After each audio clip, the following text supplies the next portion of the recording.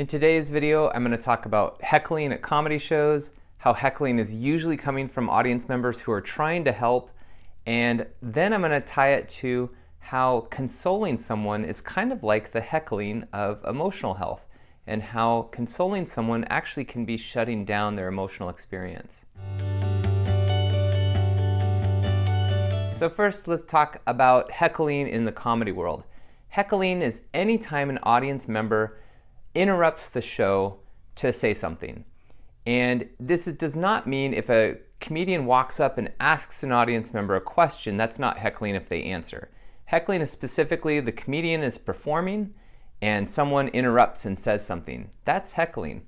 And a lot of times the heckler is trying to do harm to the comedian. They're not pleased, or they're drunk and they're just saying whatever.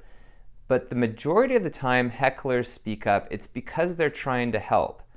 One thing you do in comedy is you try to build tension in a room, because as you build this tension, the more tension you can build, if you skillfully release that tension, it can lead to a huge laugh. So one thing as a comedian, as you're learning, is you might build a lot of tension and not necessarily know how to release it into a big laugh. But no comedian can learn that skill without learning how to build the tension in the first place, and then they try to release it. What can happen is an audience member can get so uncomfortable with that built tension that they say something. And then a good comedian will take what they say and respond to it, and oftentimes they'll get a laugh from that. And unfortunately, this reinforces the audience member. They think they helped now. So they thought, oh, this comedian was struggling, but then I said something, and then they said something back to me, and they got a big laugh. So I helped them out of that awkward moment. So they see the tension building as this awkward moment that they thought the comedian was going to fail. And even if the comedian did fail in that moment, when you say something, even if that comedian now gets a laugh and the show goes well, you've robbed from them the learning experience of figuring out how to play with that tension on their own. So you forced them into your own world. And now I promised in the intro to this video that I'd bring this around to how consoling can sometimes be like heckling. One thing you'll notice, if someone starts crying, an adult, maybe they're sad because they didn't get a promotion, or they're sad because someone they loved, they're opening up to you, someone they loved passed away years ago, and they feel bad about this interaction they had with them, and they're telling you and they start crying. It's a very human nature thing to try to shut that down. It's well-meaning. So people might say something like, oh, I'm sure they didn't mind that you did that. But that's not true. Maybe the person who's passed on, maybe it really bothered them. So you're not even necessarily speaking the truth. Another thing people might say is, oh, don't be upset, don't be upset, don't get emotional.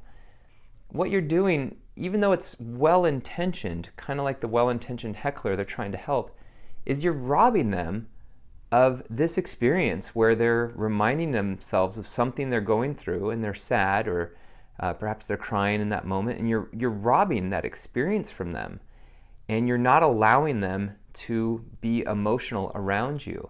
So just like the comedian needing to figure out how to work with tension in a room, now you're not allowing that person to figure out how to experience emotions around other humans. So of course, consoling can be wonderful. If someone's crying and you want to give them a hug and shut down their emotions, there's a time and a place for it. I'm not saying every time someone cries you have to avoid hugging them. But if you want to feel more connected to that person, oftentimes instead of consoling them, you can actually validate what they're going through. So you can listen to them, hear their words, hear what has them upset, and let them be upset. So instead of trying to stop them from crying, you can listen and you can validate. For example, a person I was having a deep conversation with was telling me that she was really upset that when her ex-husband wanted some help from her financially, she couldn't give it to him. And she was really upset by that, and she was crying because she felt her ex-husband had taken care of her a lot financially in her own life. And so she was really sad that she couldn't reciprocate. And another person in the room said, oh, no, that's okay. It's not your fault. And it immediately shut down the crying. And so that consoling, well-intentioned, of course, was just shutting down this beautiful emotional moment and this breakthrough. This person didn't even know that was an upsetting thing to them until this conversation. And so another strategy, instead of trying to shut that person down and say, oh, no, it's okay, I'm sure that your ex-husband was fine with it, instead of making up those stories, which may or may not be true, it would perfectly be okay to validate and be like, oh my gosh, I totally understand what you're saying. You felt your ex-husband took a lot of care of you, and then when he was in need, you were unable to take care of him, and that's really sad. That's really sad. That would make me sad. And so now you're encouraging that crying and that catharsis that often comes from crying. And it's not consoling. It's actually validating and, wow, that's a sad thing. I see why you're so upset.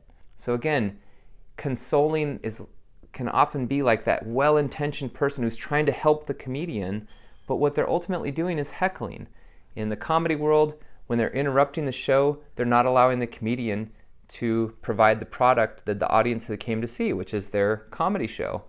They're having to interact with you in whatever way they have to interact with you.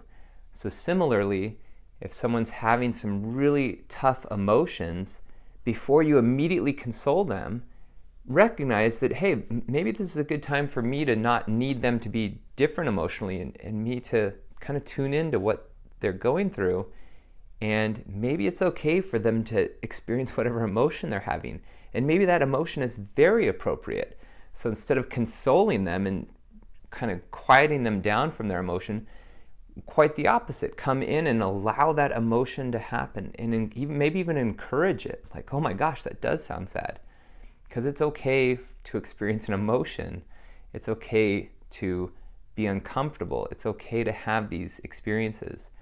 And like I said earlier, that can often be far more connecting than if you console someone. It might feel connecting in the moment, but you're kind of stifling this emotional connection.